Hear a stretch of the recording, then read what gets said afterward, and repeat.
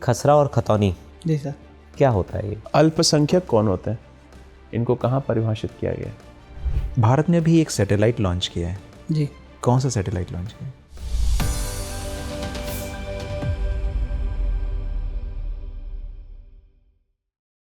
मैं कम। प्लीज़ कम इन। नमस्ते सर। नमस्ते सर। नमस्ते, बैठिए। Thank you sir. अबे कंफर्टेबल हैं? जी सर। अपना परिचय दीजिए बोर्ड को। सर मेरा नाम अभय कुमार वर्मा है। मैं उत्तर प्रदेश के महाराजगंज जिले नगर पंचायत नीचलौल का निवासी हूँ। मैंने अपना हाई स्कूल रामर्स इंटर कॉलेज और इंटरराष्ट्रीय इंटर कॉलेज से किया है। मैंने अपना ग्रेजुएशन इलाहाबाद यूनिवर्सिटी से बीए में किया हुआ है और मैंने एमए सिद्धार्थ यूनिवर्सिटी से किया सर। और विषय क्या रहा है? सर पॉलिटिकल साइंस, फिलॉसफी और एंशिएंट हिस्ट्री। ये ग्रेजुएशन में? जी सर। और पीजी में? पीजी में सर पॉलिटिकल साइंस। तो 2021 में आपने कंप्लीट किया ये? जी सर। ठीक है, इसके बाद से क्या कर रहे हैं? सर यूपीपीसीएस की तैयारी कर रहा था। अच्छा। और अभी हाल ही में राजस्व लेखपाल में मेरा चयन हुआ है। अच्छा, तो आपने ज्वाइन कर लिया है? नहीं सर, 30 दिसंबर को रिजल्ट आया है। रिजल्ट आया? अच्छा, चलिए बहुत बहुत शुभकामनाएं आपको। Thank you sir. और अब है ऐसा कहा जाता है कि कई जगहों पे मतलब लेखपाल की भूमिका राज्यपाल की भूमिका से भी ज़्यादा महत्वपूर्ण है। आप इससे सहमत हैं? नहीं सर, लेखपाल एक ग्रुप सी का पोस्ट है और एक व्यक्ति से जुड़ा हुआ सर पोस्ट है जिसमें लोगों का जो भी भूमि से रिलेटेड काम हुआ उसका काम। और राज्यपाल सर एक संवैधानिक पोस्ट है, संवैधानिक पोस्ट है। तो मतलब प्रैक्टिकली देखा जाए तो लोगों का काम लेखपाल से ज़्यादा पड़ता है, राज्यपाल से तो सरकार का ही काम पड़ता है। जी सर।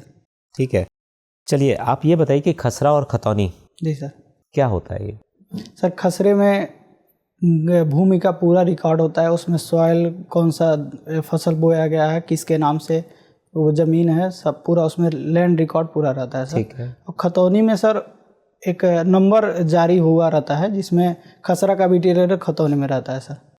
कि अगर लैंड हमने किसी से परचेस किया है तो उस लैंड का जो पहले मालिक कौन था, फिर बाद में कौन आया, फिर किसने लिया। ये चौहद्दी क्या होती है? सर चौहद्दी एग्जैक्ट पता नहीं कि अगर गेस। हाँ बताइए। सर चौहद्दी जैसे कि कहते हैं लोग कि एक रोड के किनारे अगर कोई ज़मीन है हाँ। तो सर उसको चौहद्दी कहते हैं। नहीं, एग्जैक्ट पता नहीं। हाँ देख लीजिएगा। ठीक है। तो आपने पॉलिटिकल साइंस से पोस्ट ग्रेजुएशन किया है। जी सर। तो मुझे ये बताइए कि राष्ट्र और राज्य में क्या फ़र्क है, और क्या भारत एक राष्ट्र है या राज्य है? सर राज्य में सर हम 4 चीज़ों को देखते हैं। जैसे कि उसमें एक सॉवरेन अगर है तो राज्य है सर।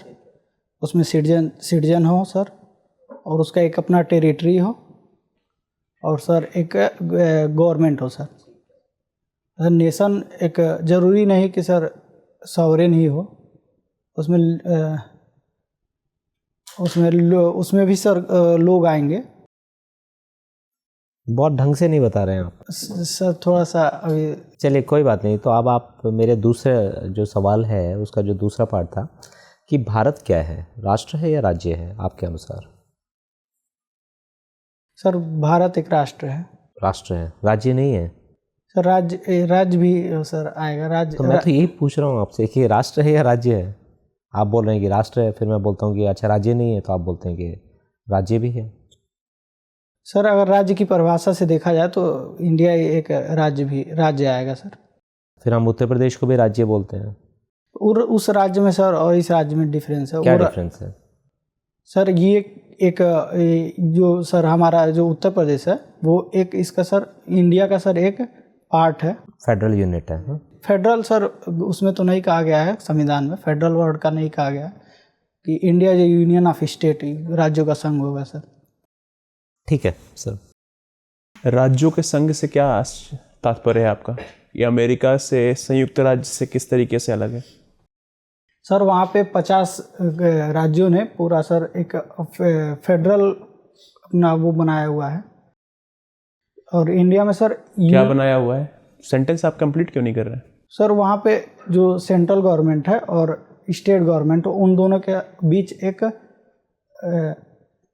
एक तरीके से सर एग्रीमेंट, संधि बोलते हैं, चाहे एग्रीमेंट बोल सकते हैं सर, वो हुआ है। तो यहाँ पे ऐसा कोई ऑब्लिगेशन नहीं है। यहाँ पे पूरा सेंट्रल को पावर है कि वो स्टेट को या तो पूरा दर्जा दे भी सकता है और वापस ले भी सकता है सर। अच्छा, आप सिद्धार्थ यूनिवर्सिटी से हैं, क्या है इतिहास सिद्धार्थ यूनिवर्सिटी का? सर सिद्धार्थ यूनिवर्सिटी कपिलवस्तु में सर इस्टेब्लिश्ड है सर। वहाँ पे गौतम बुद्ध का सर जन्म हुआ था। वहाँ पे उन्होंने अपना बचपन व्यतीत किया था सर, तो उन्हीं से रिलेटेड उनके नाम पे सर वहाँ का यूनिवर्सिटी। कब स्थापना हुई थी इसकी? सर इसका अभी हाल ही में सर 2013 या 14 में सर इस्टेब्लिशमेंट हुआ है सर। अच्छा, 2013 या 14 में इसको इस्टेब्लिश किया था। हाल ही में उत्तर प्रदेश में काशी तमिल संगम जी ऑर्गेनाइज किया गया है, क्या है उसका? सर इसको ऑर्गेनाइज वाराणसी में किया गया है। और सर साउथ इंडियन के जो भी सर जो संस्कृत और कला से रिलेटेड जो भी महान व्यक्तित्व थे उन्होंने यहाँ पे सर विजिट किया था। और इससे क्या फ़ायदा हुआ? सर इससे साउथ और नॉर्थ का जो भी बॉन्ड है वो सर मजबूत होगा। वहाँ का जो संस्कृत है और यहाँ का संस्कृत का मेल हुआ है सर। अच्छा, मेरा आखिरी सवाल आपसे, अल्पसंख्यक कौन होते हैं? इनको कहाँ परिभाषित किया गया है? सर अल्पसंख्यक को सर नेशनल माइनॉरिटी एक्ट 1992 या सर जी 92 में 6 कम्युनिटी को सर अल्पसंख्यक का नोटिफाई किया गया है कि परिभाषित किया गया? सर उनको नोटिफाई 6 कम्युनिटी के और अल्पसंख्यक सर 2 लिंग्विस्टिक और रिलीजियस बेसिस पे हम लोग। परिभाषा कहीं नहीं है अल्पसंख्यकों की? सर परिभाषा जहाँ तक मुझे रिकॉल कर रहा हूँ परिभाषा। अच्छा, अनुच्छेद 29 और अनुच्छेद 30 में अल्पसंख्यकों के लिए कौन सा है अनुच्छेद? 30 में सर अल्पसंख्यक को अनुच्छेद दिया गया है कि वो अपने अकॉर्डिंग स्कूल एजुकेशन इंस्टीट्यूशन के एस्टेब्लिशमेंट और एडमिनिस्ट्रेशन कर सकते हैं। और अनुच्छेद 29 क्या अल्पसंख्यकों के लिए है कि बाकी लोगों के लिए? सर दोनों आर्टिकल ये माइनॉरिटी के लिए ही। केवल माइनॉरिटीज? जहाँ तक मैं सर कर पा रहा हूँ केवल माइनॉरिटी। चलिए Abhay ji, thank you. Abhay ji sir. Abhay मुझे बताएं कि उत्तर प्रदेश में आकांक्षी जिला योजना क्या है? सर ये आकांक्षी जिला योजना नीति आयोग द्वारा जारी किया गया था। जो भी जितने पिछड़े ज़िले हैं सर उनको एक मूलभूत ढांचा प्रोवाइड करना और उनको एक। ठीक है, जब आप मूलभूत ढांचों की बात करते हैं तो ये कौन से ढांचे हैं? सर उसमें हेल्थ आ जाएगा सर, ट्रांसपोर्टेशन आ जाएगा।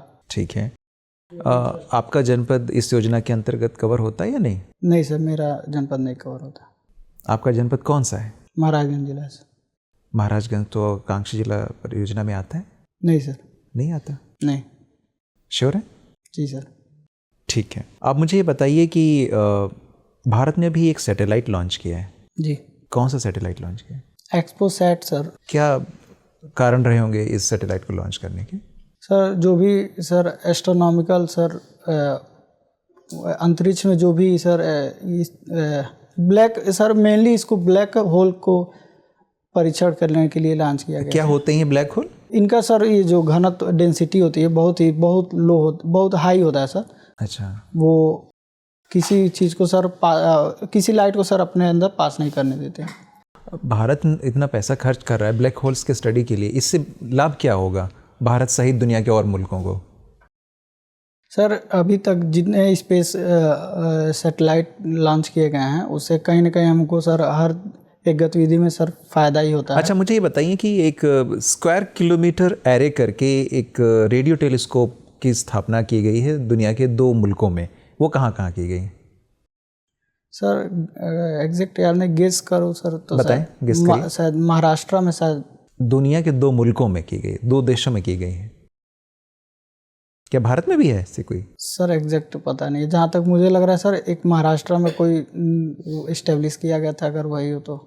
अच्छा, यूरोपियन स्पेस एजेंसी ने अभी एक मिशन लॉन्च किया है जिसको जूस मिशन कहते हैं, क्या है ये? सर शायद जुपिटर के लिए, वो जुपिटर को सर ऑब्जर्वेशन के लिए उसको। ठीक कह रहे हैं।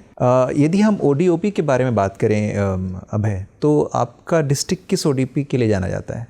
सर फर्नीचर प्रोडक्ट्स के लिए हमारा ODP जाना है। फर्नीचर प्रोडक्ट के लिए? जी। फर्नीचर ही क्यों? सर वहाँ पे फर्नीचर से रिलेटेड बहुत सारे सर लकड़ी हो गए चाहे जो भी हो गए, इससे प्रोडक्ट हमारे यहाँ बहुत ज़्यादा। अच्छा, अभी एक रिपोर्ट आई है वनों से संबंधित अभी हाल ही में, क्या आपने उसका अध्ययन किया? महाराजगंज जो जिला है आपका, जी इसमें 1% कितना है?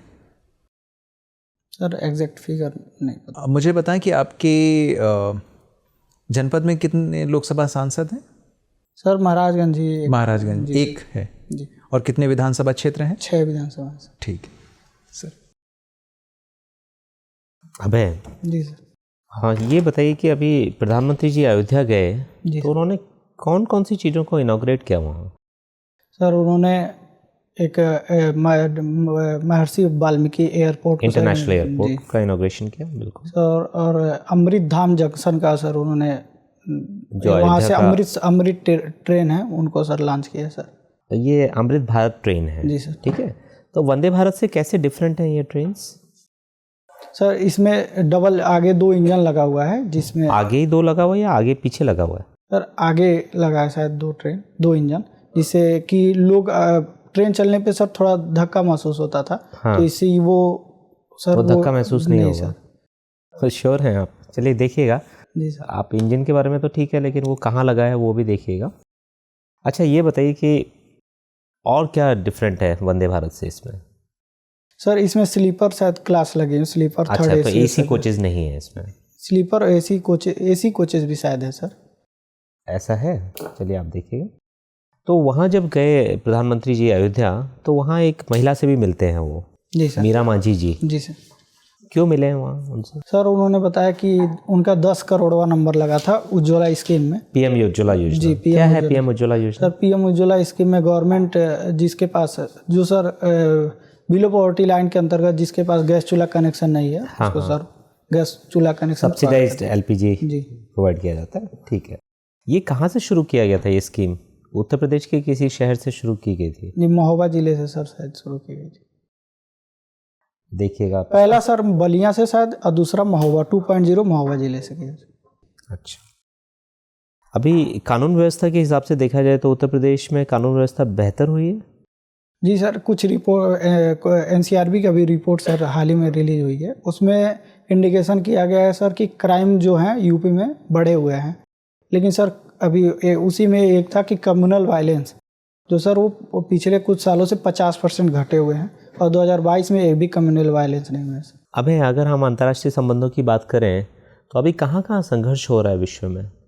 सर अभी इजराइल और फिलिस्तीन के बीच सर संघर्ष हो रहा है, रसिया और यूक्रेन के बीच संघर्ष हो रहा है सर। और सर अभी हाल ही में नॉर्थ कोरिया ने साउथ कोरिया को सर एक वार्न दिया है कि हम जल्द ही आपके खिलाफ वार स्टार्ट करेंगे। अच्छा, ये बताइए कि भारत का क्या स्टैंड है इजराइल हमास जो संघर्ष चल रहा है उस पर? सर इंडिया इजराइल को सर सपोर्ट एक तरह से कर रहा है। अभी हाल ही में इजराइल सरकार से उत्तर प्रदेश इंडियन गवर्नमेंट से वर्कर मांगे गए हैं, जिसके लिए उत्तर प्रदेश सरकार ने सर नोटिफिकेशन भी जारी किया है कि वहाँ पे असिस्टेंट लेबर प्रोवाइड कराने के लिए सर। अच्छा, ठीक है। और कभी कभी भारत की तरफ से बात होती है कि हम 2 स्टेट सॉल्यूशन को सपोर्ट करते हैं, 2 स्टेट सॉल्यूशन। ये 2 स्टेट सॉल्यूशन क्या है?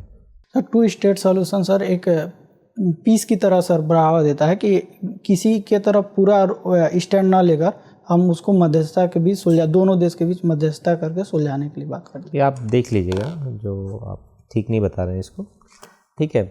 आखिरी सवाल आपसे ये है कि आप पॉलिटिकल साइंस के विद्यार्थी हैं, तो ये बताइए कि वोटर अवेयरनेस, ठीक है, जब भी चुनाव होते हैं तो वोटर अवेयरनेस बढ़ाने के लिए क्या स्टेप्स आप लेना चाहेंगे? अगर जैसे आपकी जिम्मेदारी आपको दी जाती है कि यहाँ वोटिंग परसेंटेज कम है और वोटिंग परसेंटेज को बढ़ाना है आपको।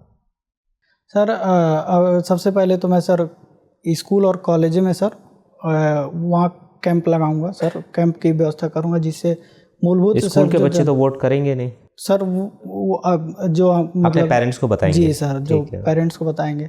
और सर फिर मैं जो भी आंगनबाड़ी कार्यकर्ती, आशा वर्कर, जो भी सर ग्राउंड लेवल पे जो भी घर घर में सर सर्वे या कुछ भी करती है, उनके द्वारा मैं सर पूरा कोशिश करूँगा कि वो घर घर जनरेशन करेंगे, अवेयरनेस जनरेशन करेंगे। और जो सर चुनाव के जो सर फायदे हैं मैं लोगों तक सर डिजिटल मीडिया, फिर जो एडवर्टीजमेंट जो भी सर माध्यम होगा उसके तहत मैं सर प्रोवाइड कराऊंगा। अच्छा, ठीक है। अब आखिरी सवाल आपसे ये है कि अगर आपका चयन हो जाता है जी सर। सिविल सेवा में।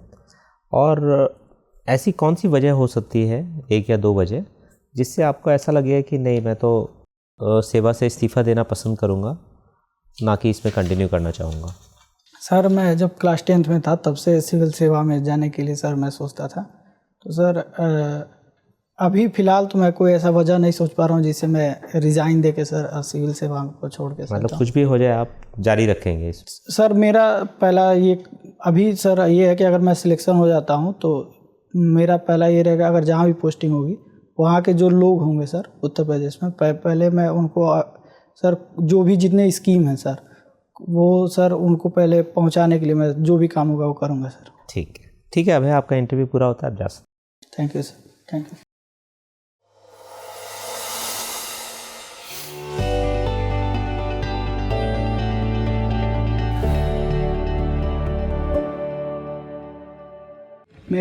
आइए बैठिए।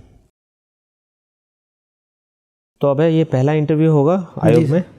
अच्छा, मॉक इंटरव्यू और भी दिए हैं आपने? एक दिया सर। अच्छा, उससे आज का परफॉर्मेंस कैसा रहा आपका? सर उस दिन थोड़ा ज़्यादा नर्वस था, बोलने में दिक्कत। हाँ, अब थोड़ा नर्वसनेस कम हुई है। हाँ ठीक है। आपको कैसा लगा, कैसा परफॉर्म किया आपने? सर बहुत अच्छा, नहीं कुछ काम करना है सर अभी।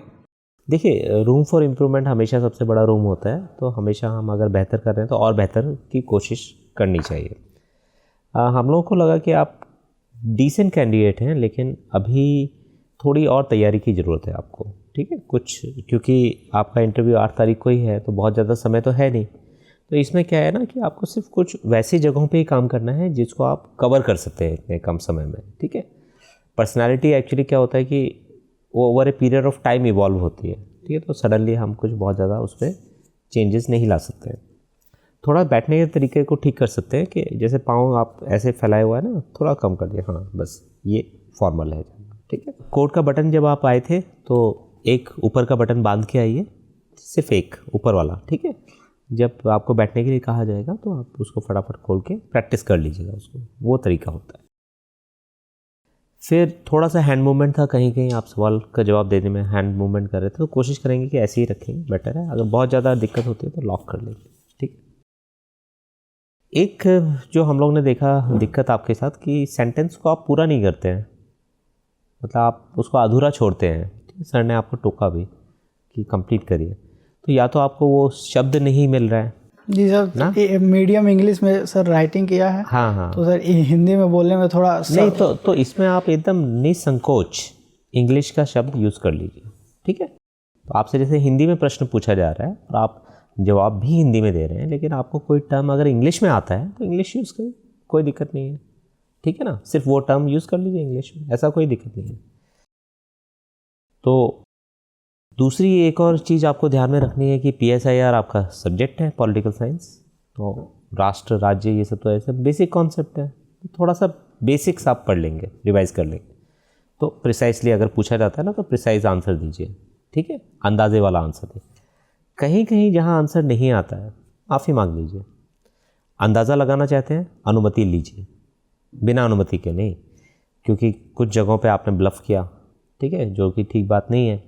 अब 2 स्टेट सॉल्यूशन मैंने पूछा आपसे, तो 2 स्टेट सॉल्यूशन तो एक अलग बात है, आप कुछ और बताने लगे सर, बाद में थोड़ा रिवाइंड हुआ कि वो गलत है। तो ऐसा नहीं करना है। इससे क्या होगा कि आपने जो अच्छे उत्तर दिए होंगे उसके भी उसको लेकर भी बोर्ड थोड़ा सा फिर आशंकित रहेगा कि क्या ये ब्लफ ही कर रहे हैं हर जगह, तो इसलिए ऐसा नहीं करना है। जहाँ आता है बताइए, जहाँ नहीं आता है एकदम माफ़ी मांग लीजिए, कोई दिक्कत नहीं है। इतनी चीज़ों का ध्यान रखना है। लेखपाल में क्योंकि नियुक्ति हो गई है और अगर पूछा जाएगा तो वहाँ आप बताएंगे, तो थोड़ा तैयार रहिए जी सर कि लेखपाल का दायित्व क्या होता है, कौन कौन सी चीज़ें, खसरा खतौनी, और थोड़ा प्रिसाइज आंसर दीजिए, ठीक है। चौहद्दी वगैरह भी, बाकी जो भी लैंड रिकॉर्ड्स वगैरह से संबंधित काम है ना उसका, लेखपाल का, और उसमें क्या चुनौतियाँ आती हैं, ये सब चीज़ें देख के जाइए। हो सकता है उस पर सवाल पूछा जाए, तो आपके लिए ऑलरेडी वो एक लीग है कि आपको पता है पहले से वहाँ से सवाल पूछा जा सकता है, तो आप उसको तैयार करेंगे। यूपी का करंट अफेयर्स, नेशनल इंटरनेशनल देख लीजिएगा, ठीक है। इतना करेंगे तो अच्छा होगा इंटरव्यू, ठीक है? All the best. Thank you sir, thank you. Dear viewers, अपने एग्जाम की तैयारी को और बेहतर करने के लिए हमारे चैनल को लाइक, शेयर और सब्सक्राइब करना न भूलें।